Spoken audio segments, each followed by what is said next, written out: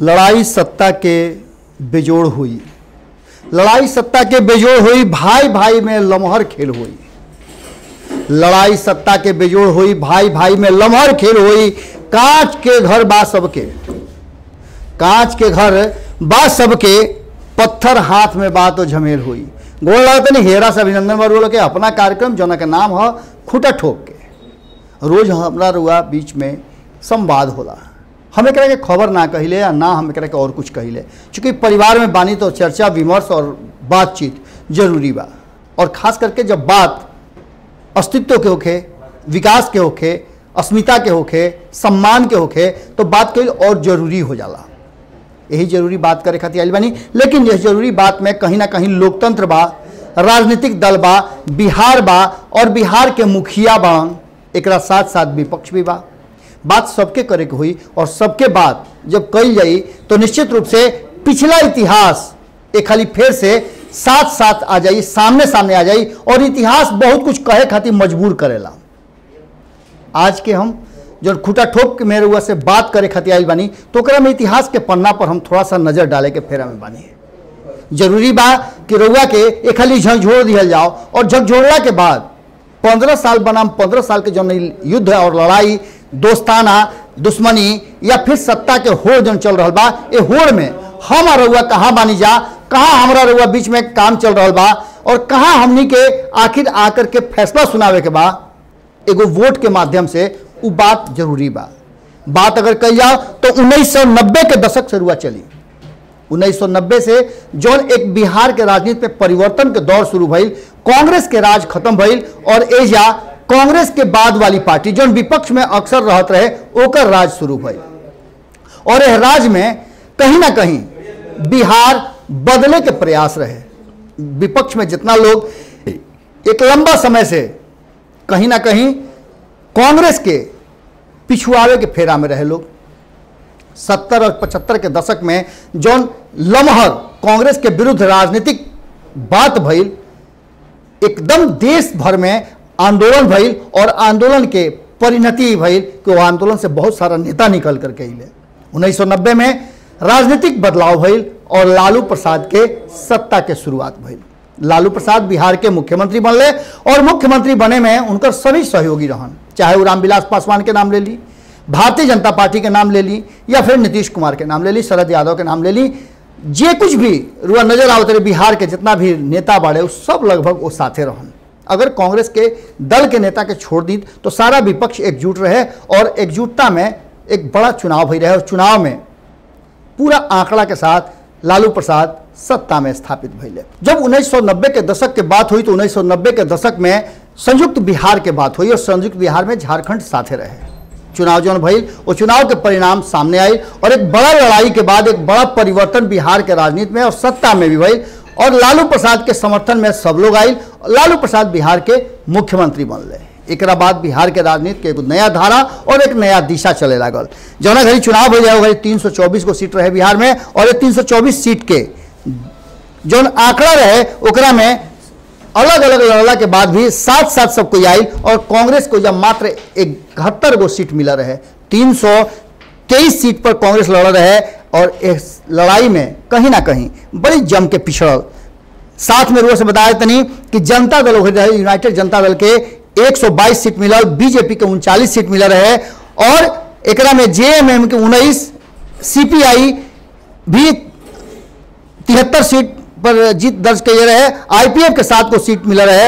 ये पूरा कवायद में 1990 में लालू प्रसाद पर सभे भरोसा कइल और लालू प्रसाद सत्ता में आ गए, मुख्यमंत्री बन गए। एक बाद आगे बढ़ल और 5 साल के बाद बिहार के जनता एक बार फिर से लालू प्रसाद पर भरोसा कैलस। एजा भी 264 सीट पर लड़े वाला 167 सीट जनता दल के मिलल और जनता दल फिर से सत्ता में आ गई। फिर से एक बार मौका मिलल लालू प्रसाद के सत्ता में आवे के।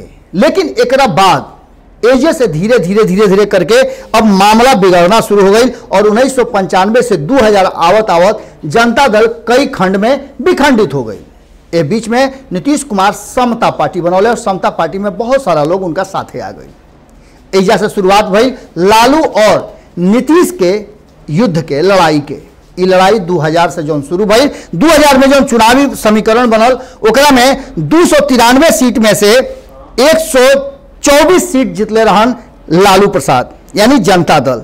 168 सीट पर लड़े वाला भारतीय जनता पार्टी 67 सीट ले आई रहे और 324 सीट लड़े वाला कांग्रेस मात्र 23 सीट पर सिमट गई रहे।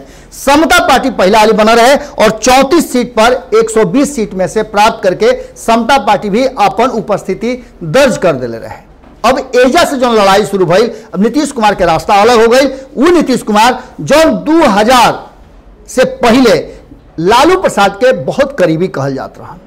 याद हो वालों के ये खाली बहुत पहले कहले रही कि लालू प्रसाद पहला हाली नीतीश कुमार के लौकुश के रैली करे के कहले रहन और गांधी मैदान में रैली भइल। हालांकि शुरुआत में नीतीश कुमार बड़ा हिचकिचात रहन, लेकिन लालू प्रसाद के पूरा समर्थन के बाद वो पूरा हिट भइल और एजे से एक नेता के रूप में, लौकुश के नेता के रूप में नीतीश कुमार के पदार्पण भइल और नीतीश कुमार के एजे से समझ में आवे लागल कि उनका में भी क्षमता बा कि वो अपना के बेहतर ढंग से प्रमोट कर सकेले। और ई लड़ाई जौन बा, दोस्ताना जौन बा, उस सत्ता के लड़ाई तक आके पहुंच गई। 2005 में का भइल रुआ पता बा। 2005 में जब चुनाव भइल तो नीतीश कुमार के मुख्यमंत्री बनावे खातिर उम्मीदवारी शुरू हो गई।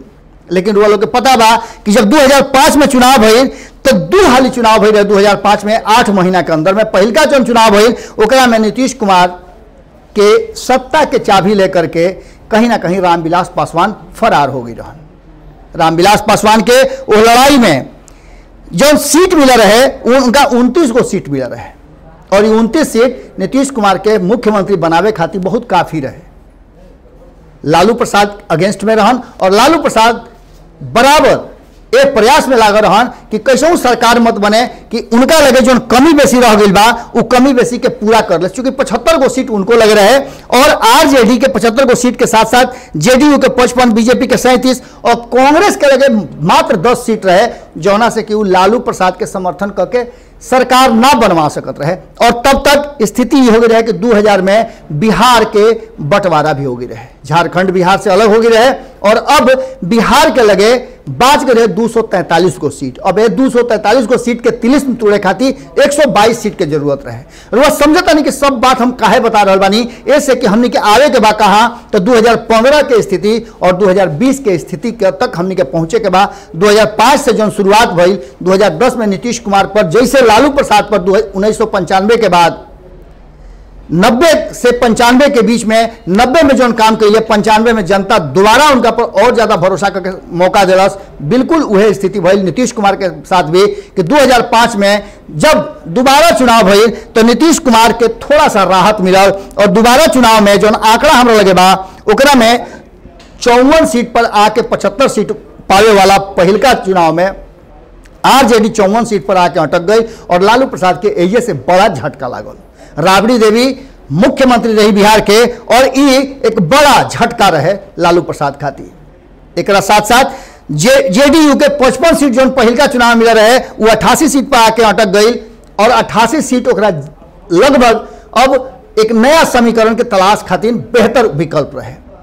यही बीच में भारतीय जनता पार्टी भी जो पहिलका चुनाव के फरवरी में 37 सीट पर आई रहे ओकरा 55 सीट मिल गई और लालू प्रसाद के हरावे खातिर, लालू प्रसाद के सत्ता से अलग करे खातिर भारतीय जनता पार्टी और नीतीश कुमार के एक दोस्ताना सफर शुरू भइल और दोस्ताना सफर में कहीं ना कहीं दोनों सत्ता में काबिज हो गई और एजे से स्थिति बदलल। 2005 में ये दोस्ती जो शुरू भइल वो 2010 में नीतीश कुमार के विकल्प के रूप में और बेहतर काम करे खातिर जनता उनका के फिर से एक बार जनादेश दिलस। लेकिन 2013 में जो कुछ भी भइल वो लोग सब जानता नहीं कि नीतीश कुमार जी इस सोच करके कि 2014 में अगर नरेंद्र मोदी और अमित शाह सत्ता में आ जाता रहे तो देश के बहुत बुरा हुई। कारण कि कहीं ना कहीं जो स्थिति रहे वो स्थिति पर पूरी तरह से देश भर में एगो माहौल बन रहे कि गुजरात के लेकर के, गुजरात में जो कुछ भी भइल ओकरा पर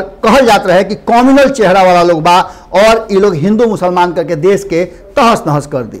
2013 में अलग हो गई लेकिन फिर उनका एक खाली सहारा मिलल लालू प्रसाद और कांग्रेस के और सत्ता उनकर बरकरार रह गई।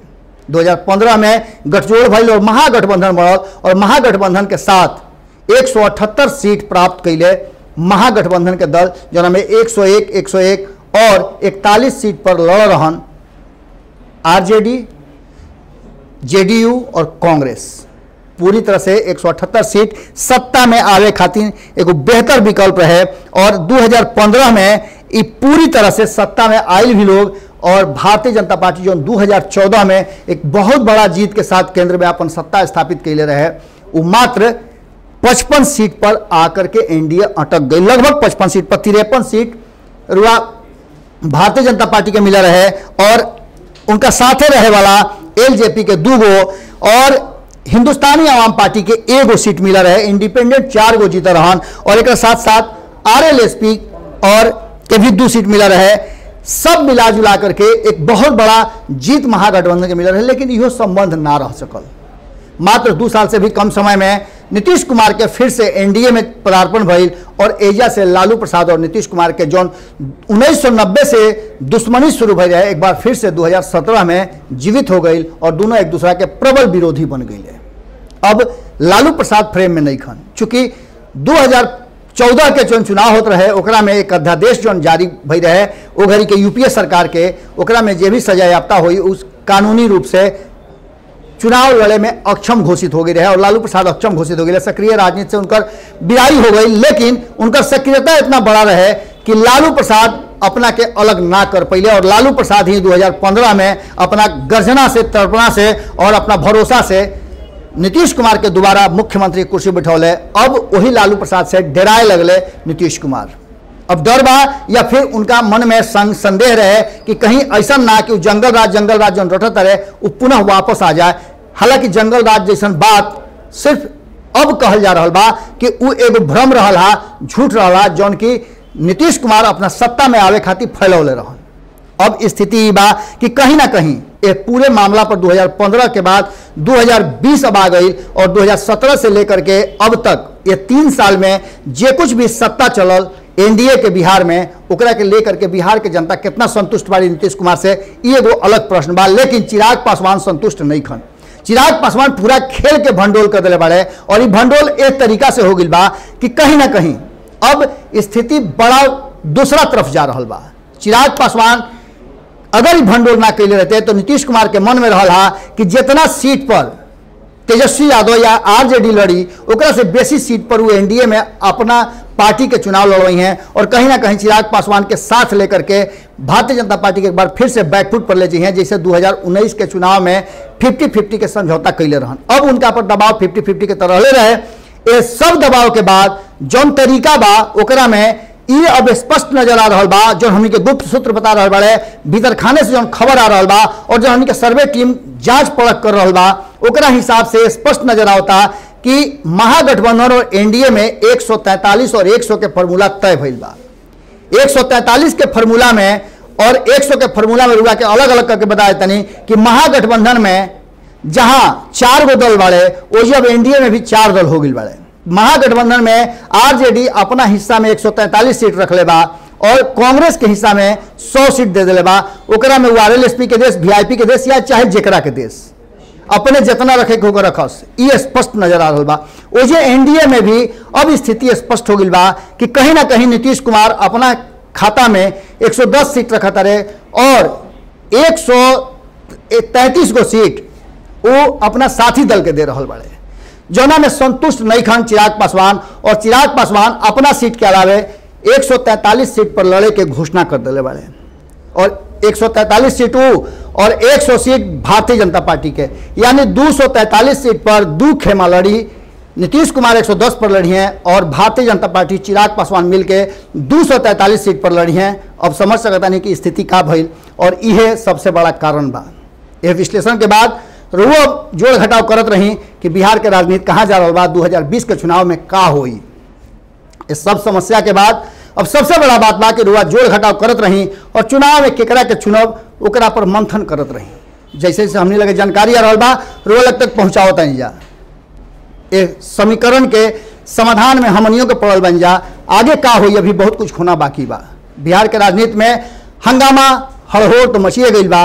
अब आगे चुनाव बा 2020 के, लेकिन नीतीश कुमार के स्थिति ठीक नहीं खेलागत। वो ये दूसरा तरफ चिराग पासवान के भी स्थिति ठीक नहीं है, ऐसे कि उनका पर जम करके हमला हिंदुस्तानी आवाम पार्टी कर रहा बा। चुनाव तक स्थिति यह रही। फिर काल भेंट हो रुआ यही ठेहा पर जना के नाम हो खूटा ठोक के। तब तक खातिर दी इजाजत। देखत रही भारत लाइव। गोड़ लागत। बढ़ाएं अपना कदम सक्सेस की ओर शिखर करियर इंस्टीट्यूट के साथ। शिखर करियर इंस्टीट्यूट पूर्वी भारत में एकमात्र कोचिंग संस्थान जो एक्सक्लूसिवली है मेडिकल एंट्रेंस एग्जाम के लिए।